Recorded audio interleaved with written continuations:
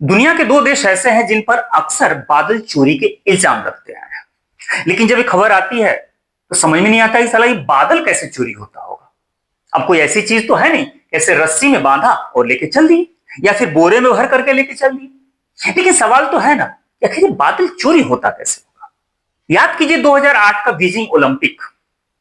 मौसम विभाग ने अलर्ट किया था कि बीजिंग ओलंपिक के ओपनिंग सेरेमनी के दिन जबरदस्त बारिश हो सकती है, लेकिन फिर चाइना ने क्या किया, सारे बादलों को कहीं और शिफ्ट करा दिया, कहीं और जबरदस्ती बरसा दिया और वहां का आसमान बिल्कुल साफ हो गया। लेकिन जब मैं बीजिंग की बात कर रहा हूं तो आप ये मत सोचिएगा कि चाइना ही वो देश है जहां बादल चोरी होता। ना ना, चाइना नहीं है, चाइना पे कभी इल्जाम नहीं लगा। दरअसल ऐसे कुछ खुराफात की बातें होती है तो दिमाग सीधे चाइना पे जाता है। लेकिन खैर, वो दो देश ऐसे हैं जो दुनिया के नक्शे पे बड़ी मुश्किल से नजर आते हैं। तो चलिए आज के वीडियो में आपको बता दूं कि बादल चोरी कैसे होता है और चाइना ने जो किया यानी कि कृत्रिम वर्षा कराया क्लाउड सीडिंग, उसका इस बादल चोरी से क्या लेना देना है। साथ में यह भी बता दूंगा मैं कि क्लाउड सीडिंग दुनिया में पहली बार किस देश में हुई थी और उसके किस्सा बड़ा मजेदार है कि मतलब मुंह से फूंक करके बादल बनाया उन्होंने और कृत्रिम वर्षा कराई थी, क्लाउड सीडिंग कराई थी। आज के डेट में दुनिया का कौन सा ऐसा देश है जो सबसे ज्यादा कृत्रिम वर्षा कराता है। इंडिया में पहली बार कृत्रिम वर्षा यानी कि क्लाउड सीडिंग कब हुई थी और आज के डेट में इंडिया में भी दो राज्य ऐसे हैं जो आए दिन कृत्रिम वर्षा करा रहे हैं। लास्ट में यह भी सुनते जाइएगा कि इस जो विज्ञान की तरक्की के अंधाधुंध दौड़ में जो आगे बढ़ते जा रहे हैं, इसका सबसे ज्यादा नुकसान क्या हो रहा है। और आए दिन हमारे और आपके ऊपर इसकी गाज गिर रही है, लेकिन शायद हमने आंखें बंद कर ली है। क्लाउड सीडिंग दो कंडीशन में कराई जाती है यानी कृत्रिम वर्षा। एक कंडीशन यह है कि बादल तो छाए हुए हैं लेकिन बरस नहीं रहे हैं। आजकल उत्तर प्रदेश और बिहार में अक्सर यही देखने को मिला है, बादल तो रोज छा रहे हैं लेकिन बरस नहीं रहे हैं। तो ऐसी कंडीशन में जबरदस्ती इसको बरसाया जाता है, उसको कहते हैं क्लाउड सीडिंग। एक कंडीशन और है कि लग रहा है कि बारिश हो सकती है जबकि हमें नहीं चाहिए, जैसे बीजिंग ओलंपिक में चाइना ने किया था। बारिश हो सकती है तो उसको बादल को ही कहीं और ट्रांसफर करा दीजिए, जबरदस्ती कहीं और बरसा दीजिए, इसको भी कहते हैं क्लाउड सीडिंग। अब ये होता कैसे है देख लीजिएगा। मान लीजिए ये बादल है और ये दूर तक ऐसे फैला हुआ है। अब दूर तक फैला हुआ का मतलब यह है कि इसमें पानी की बूंदें हैं, जलवाष्प हैं, लेकिन इतनी बड़ी नहीं है। वो बूंदें जो है इतनी बड़ी, इतनी भारी नहीं है कि वो ऊपर से नीचे गिर सके। हवा के प्रेशर उतनी छोटी है कि हवा के प्रेशर से ऊपर ही रुकी रह रही है। अब इस कंडीशन में क्या किया जाएगा, कुछ केमिकल का छिड़काव कर दिया जाएगा। अभी मैं केमिकल बताऊंगा तो फिर ये बादल एक पास ऐसे इकट्ठा हो जाएगा, पानी की बूंदें, वो जलवाष्प जो है आइस क्रिस्टल बड़े हो जाएंगे और फिर ऊपर से नीचे आ जाएंगे। उसको कहते हैं क्लाउड सीडिंग या कृत्रिम वर्षा। अब क्लाउड सीडिंग के लिए तीन कंडीशन, एक तो है कि बादलों का प्रकार कैसा है, इस हिसाब से केमिकल बदल जाते हैं, टेम्परेचर कैसा है और मौसम की कंडीशन कैसा है, इसके हिसाब से वैज्ञानिक ये तय करते हैं कि कौन सा केमिकल कब और कहां छिड़का जाएगा। जैसे मान लिया अगर बादल ठंडे हैं, ठंडे बादलों के लिए, ठंडे बादलों का मतलब यह है कि आसमान में जो बादल छाए हुए हैं, घिरे हुए हैं लेकिन बरस नहीं रहे हैं, अब उनका टेम्परेचर जो है माइनस है यानी 0 से नीचे है कंटिन्यू। इसका मतलब यह है कि उसमें आइस क्रिस्टल बन चुके हैं, उसमें पानी की बूंदें तो हैं लेकिन वो इतने बड़े नहीं है कि बरस सके। तो उस कंडीशन के लिए क्या है कि सिल्वर आयोडाइड का छिड़काव किया जाता है, पोटेशियम आयोडाइड का छिड़काव किया जाता है, ड्राई आइस यानी कि ठोस कार्बन डाइऑक्साइड का छिड़काव कर दिया जाता है। अब इससे क्या होता है कि वो जो बादल दूर दूर है वह एक दूसरे के पास आते हैं। अब ये केमिकल्स, ये सिल्वर आयोडाइड सबसे ज्यादा इसी का यूज किया जाता है, सिल्वर आयोडाइड का। अब ये क्या करता है, अगल बगल की जो जलवाष्प है, पानी की बूंदों है, उनको आपस अपनी तरफ आकर्षित करता है। तो जब अपनी तरफ आकर्षित करता है सभी पानी की बूंदें और सभी जो वहां पे जो आइस क्रिस्टल छोटे छोटे बने हुए वो एक जगह इकट्ठा होता है। जब एक जगह इकट्ठा होंगे तो जाहिर सी बात है बड़े हो जाएंगे और जब बड़े हो जाएंगे तो फिर ऊपर से नीचे आ जाएंगे। एक तरीका तो ये है। दूसरा तरीका है कि गर्म बादलों। अब गर्म बादल यानी कि ऊपर जो बादल छाए हुए हैं उनका टेम्परेचर माइनस में नहीं है, 0 डिग्री सेल्सियस से नीचे नहीं, ऊपर है। वो 1 डिग्री सेल्सियस हो सकता है, 2 हो सकता है, 3 डिग्री सेल्सियस हो सकता है। ऐसे कंडीशन में अब इससे क्या होता है जानते हैं, इससे ये यूं कहा जाए कि इसे जबरदस्ती निचोड़ा जाता है, पानी।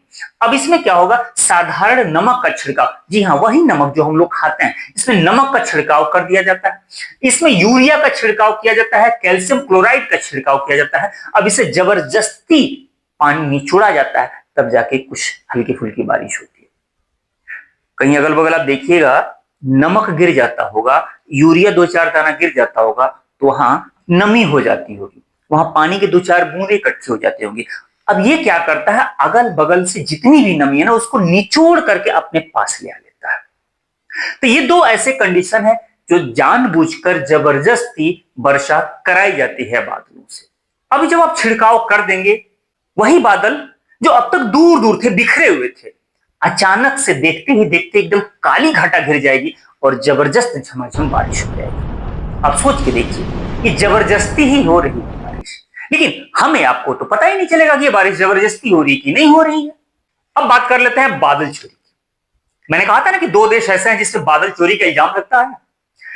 ये आपको दिखाई दे रहा है, ईरान है, सऊदी अरब है, यूएई है, यमन, ओमान, इराक, सीरिया, ऐसे कुछ देश आपको दिखाई दे रहे हैं। अब देखिए, बारिश होने के लिए क्या होना चाहिए, आपके अगल बगल किसी बड़े सागर या महासागर का होना तो जरूरी है। जब सागर महासागर का जल हिट होकर के हवाओं के रास्ते ऊपर जब जाएगा तो फिर वह बादल बनेगा, और जब बादल बनेगा तो बारिश होगी। लेकिन मान लीजिए कोई ऐसा भी देश है, ये ऐसा देश है जिसके अगल बगल कोई सागर महासागर है ही नहीं, तो जब नहीं है तो फिर वहां बारिश कैसे होगी, नहीं होगी। यही चीजें खाड़ी देशों के साथ, यही कंडीशन है खाड़ी देशों के अगल बगल छोटे छोटे झील। अब झील से कितनी बारिश हो सकती है, झील से कितना जलवाष्प बन जाएगा। एक जो बड़ा जलाशय है वो है मेडिटेरियन सी, भूमध्य सागर। अब भूमध्य सागर से मतलब इसके इर्द गिर्द सबसे बड़ा जो जलाशय है वो वही है भूमध्य सागर। अब मेडिटेरियन सी से जितना भी जलवाष्प बनता है, अब देखिएगा इधर से इधर आएगा बादल बनते हुए। अब ये देखिएगा यहीं पर है इजराइल, यहीं पर है इजराइल, इजराइल के बाद ये इराक है और ये ईरान है। इस पैरेलल से देखा जाए, इजराइल सबको पता है कि टेक्नोलॉजी का मास्टर है। अब इजराइल क्या करता है, एक तो भूमध्य सागर से कितना बन सकता है आप अंदाजा लगा सकते हैं। अब उतने से जितना भी बादल बनता है, इजराइल क्या करता है, कुछ केमिकल्स का छिड़काव करके, जो भी मैंने केमिकल्स वगैरह बताया है, तो वो क्या करता है कि अपने बारिश करा देता है। ये इराक और ईरान अक्सर इस पे इल्जाम लगाते हैं कि वे बादल चोरी कर ले रहा है। ईरान की तरफ से अधिकारी की घोषणा की गई है, कई बार ये स्पीच में कहा गया है कि इजराइल बादलों को चोरी कर लेता है और उसको बांस बना करके छोड़ता है, और फिर वो बादल जो हमारे पास आते हैं उसके पास कुछ बचा ही नहीं होता है। तो इजराइल पर ये इल्जाम अक्सर लगता है। ठीक इसी तरह से एक दूसरा देश देखिएगा, यहां पर यूएई है, संयुक्त अरब अमीरात, जिसे हम लोग दुबई के नाम से जानते हैं। दुबई भी यही काम करता है। अब इसके यहां भी देखिएगा, ये है फारस की खाड़ी, यह है ओमान की खाड़ी। अब यहां से हल्के फुल्के जो भी बादल बनते होंगे, अब इतने दूर में भी Saudi, Yemen, Oman, Bahrain, Kuwait, इनमें सबसे ज्यादा मास्टर तो यही है, सबसे ज्यादा डेवलप तो यही है दुबई। अब ये भी क्या करता है, कुछ टेक्नोलॉजी का यूज करता है, बारिश करा देता है, और बारिश करा देता है तो ये लोग अब बेचारे इंतजारें करते रह जाते हैं। इसमें भी इल्जाम लगता है कि जबरदस्ती बादल चोरी कर लेता है। तो ऐसे होता है बादल चोरी। अब आपको समझ में आ गया होगा कि कृत्रिम वर्षा का, क्लाउड सीडिंग का बादल चोरी से क्या रिलेशन है। लेकिन अभी वो चीज बचा हुआ है कि दुनिया में पहली बार क्लाउड सीडिंग किसने कराया था। और मैंने कहा था ना कि उसका किस्सा बड़ा लाजवाब है, मुंह से फूंक करके उसने बादल बनाया था और फिर उससे बारिश भी कराई थी। पहली बार क्लाउड सीडिंग हुई थी अमेरिका में। अमेरिका के वैज्ञानिक थे विंसेंट जोसेफ शेफर, के अमेरिकी रसायन शास्त्री और मौसम वैज्ञानिक। ये 1946 ईस्वी में अपने लैब में बैठे हुए थे, मुंह से फूंक करके, ठंड का टाइम था, मुंह से फूंक किया और जो भाप है उसको इकट्ठा कर लिया। अब जो इकट्ठा कर लिया देख लीजिएगा, अब वो बादल की तरह से बादल की शक्ल में बदल गया। अब उसमें इन्होंने डाल दिया ड्राई आइस, सूखी बर्फ, यानी कि ठोस कार्बन डाइऑक्साइड। देखते ही देखते पूरा जो भाप था, मुंह से कह के जो उसमें भाप डाला था, वो देखते ही देखते पानी की बूंदों में कन्वर्ट हो गया। अब इनके दिमाग में पूरा फात आई। अब जब कुराफात आई तो 13 नवंबर 1946 ईस्वी को विंसेंट शेफर ने हवाई जहाज से उड़ान भरी और बादलों, जो ऊपर बादल छाए हुए थे, उन बादलों में ड्राई आइस का छिड़काव करा दिया। अब जो ही छिड़काव कराया तो फौरन वो पानी की बूंदों में बदल गए और वहां पे बारिश होने लगी। तो ये रहा पहला रिसर्च और पहला प्रयोग। किसने किया था? Vincent Joseph Schaefer. तो अमेरिका में पहली बार यह हुआ था, लेकिन उस वक्त इन्होंने प्रयोग किया था ड्राई आइस का। जस्ट उसके एक साल बाद यानी कि 1947 ईस्वी में बर्नार्ड वोनेगुड ने रिसर्च किया और रिसर्च करके पाया कि यार इससे बेहतर है सिल्वर आयोडाइड का प्रयोग किया जाए। सिल्वर आयोडाइड का प्रयोग करेंगे तो इतना शानदार रिस्पांस मिलता है कि मत पूछिए। ड्राई आइस के कम से कम 10 गुना ज्यादा रिस्पांस करता है। तो आज के डेट में सबसे ज्यादा यूज होता है तो सिल्वर आयोडाइड का ही यूज होता है। अगर मैं ना भी बताऊं तब भी आपको पता होगा कि दुनिया में सबसे ज्यादा इसका यूज कौन करता है? चाइना। नो डाउट, मुझे बताने की जरूरत नहीं है। लेकिन एक ऐसा भी देश है जो इसका अजीबोगरीब यूज करता है, वो है रसिया।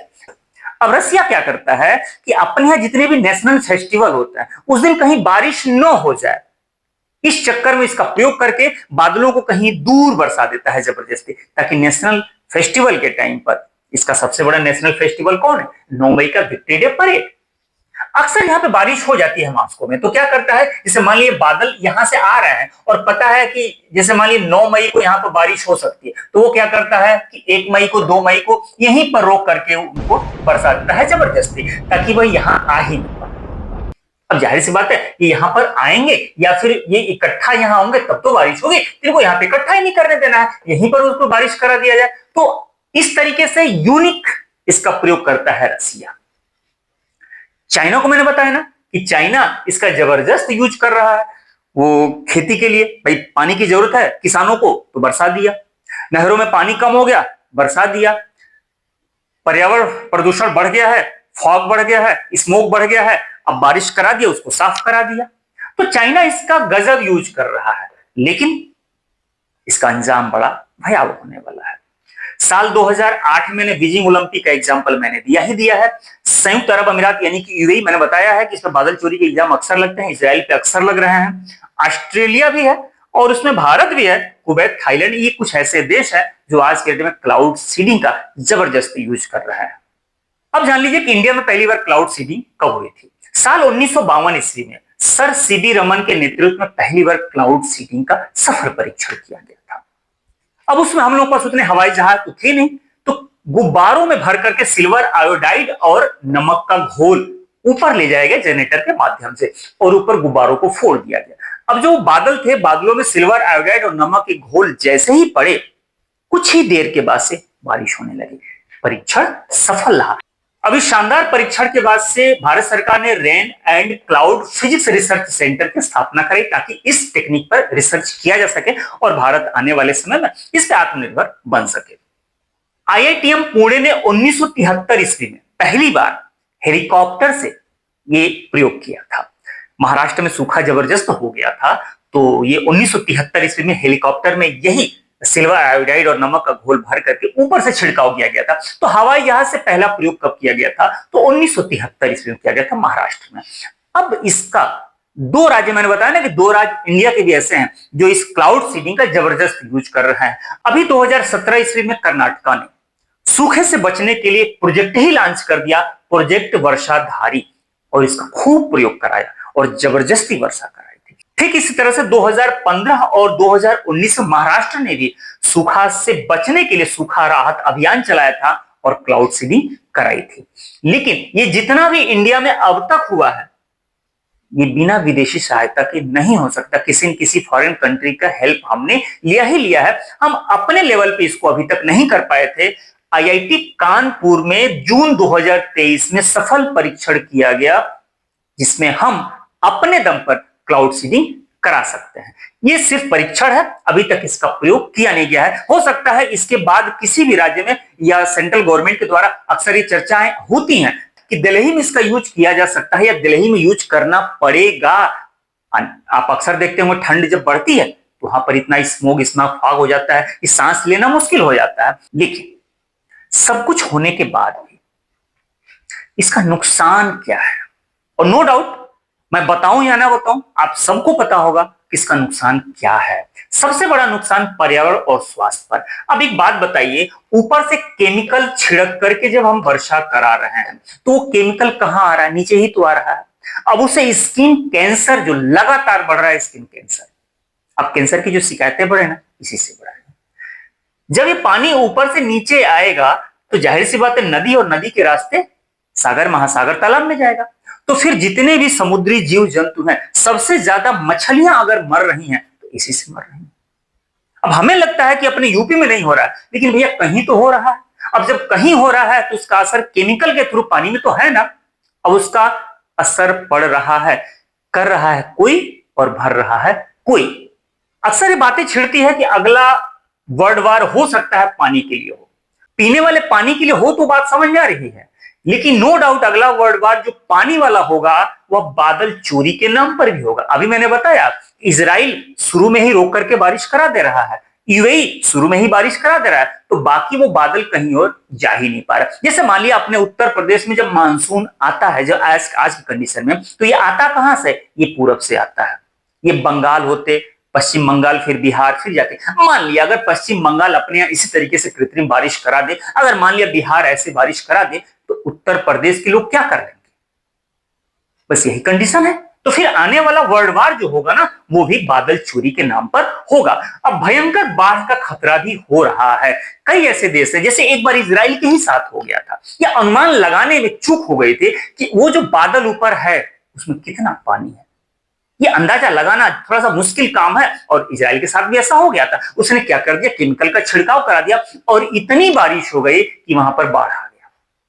और नो डाउट प्राकृतिक जो संतुलन बिगड़ रहा है ये तो पता ही है। अब जैसे मान लिया अभी वही बात हो गई कि कहीं बारिश हो गई, जबरदस्ती कहीं बारिश करा दिया और दूसरा वाला हिस्सा सूखा रह गया। तो ये जो पूरा का पूरा क्लाइमेट चेंज हो रहा है ना, तो इन लोगों के आंख बंद करने से और सनकी स्वभाव के कारण हो रहा है। फिर ये अत्यधिक खर्चीला है, नो डाउट। तो खैर इसकी कोई बात नहीं, दुनिया में बड़ी अमीर पड़े हुए हैं सब।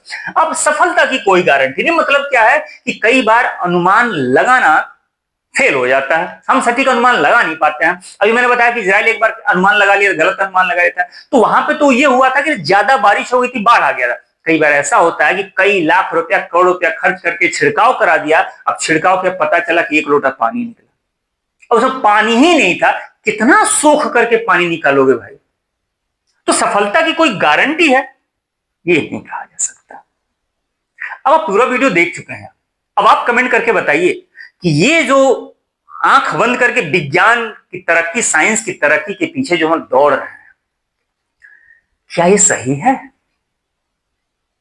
यार प्रकृति के साथ जब छेड़छाड़ करेंगे तो भूकंप, जलजला, सुनामी, तबाही आएगी ही आएगी। जो कुछ भी आपके मन में आ रहा हो आप कमेंट करके जरूर बताइएगा। मिलते हैं समझदार टॉपिक के साथ, तब तक आप अपना ख्याल रखिए। Bye bye.